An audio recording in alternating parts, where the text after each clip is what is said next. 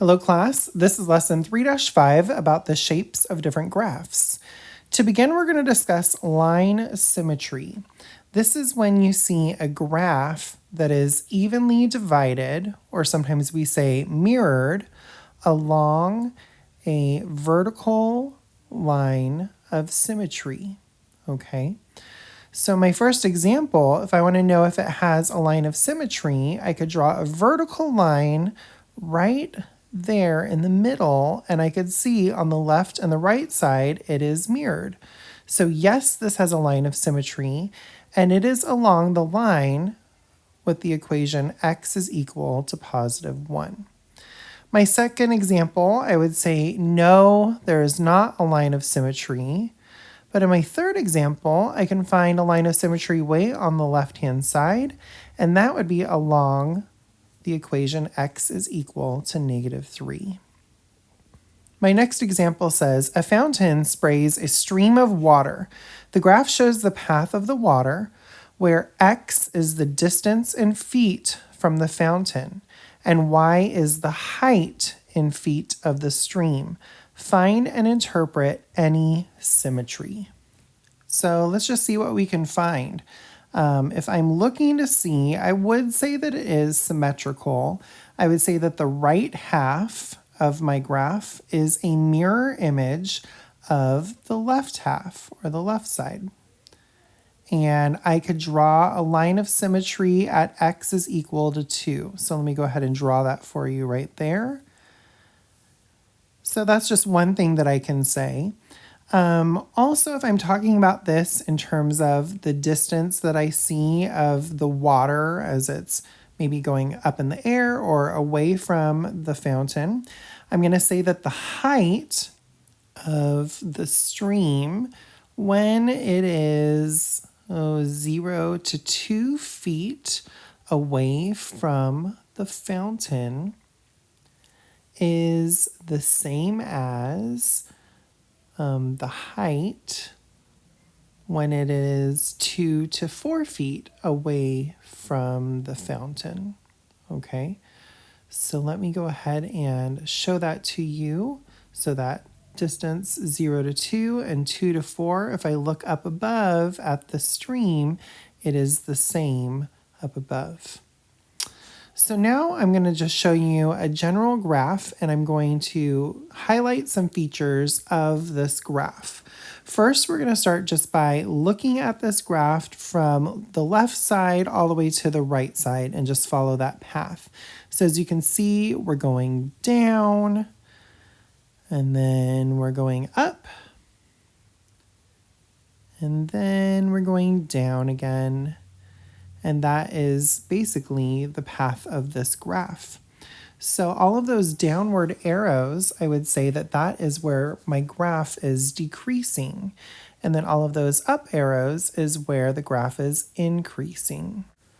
Some other features of this graph are these 2 points that I'm highlighting right here, which are known as the extrema. One is down below at the bottom of the valley, and one is up above at the top of that hill. And I would say that the one down below is what we would call the relative minimum of this graph. And the one up above, we would say, is the relative maximum of this graph. Now, they are not the lowest or the highest points, but they are the lowest or the highest that we can actually measure. So now we're going to determine where the function is increasing or decreasing, and we're going to identify any extrema that we might find in our functions. First, let's go ahead and highlight the part of the graph that is going downward or decreasing. And if I was going to describe that section, I would say that it happens when the x values are less than 0. And that's what I'm going to put. So when x is less than 0, the graph decreases. Now I'm going to highlight the part where it is going back up, where it is increasing. And these are the areas when x is greater than 0. So it's going along the x-axis in the positive direction. Okay. Also, in this graph, there's only one extrema all the way at the bottom, and that happens at the point 0, comma, negative 4. And I would call this the relative minimum. Okay? All right. Let's go ahead and look at our second example here. Again, I'm going to highlight the portions that are going up and down, and then it goes back up again. So if I'm going to just describe where it's decreasing, I would say that when x is between 0 and looks like about 3.5, that is when it is decreasing. Now, notice this time that there are two areas where it is increasing. So I can say that when x is less than 0 and also when x is greater than 3.5, the graph increases. Okay? So now I see that there are two locations for the extrema.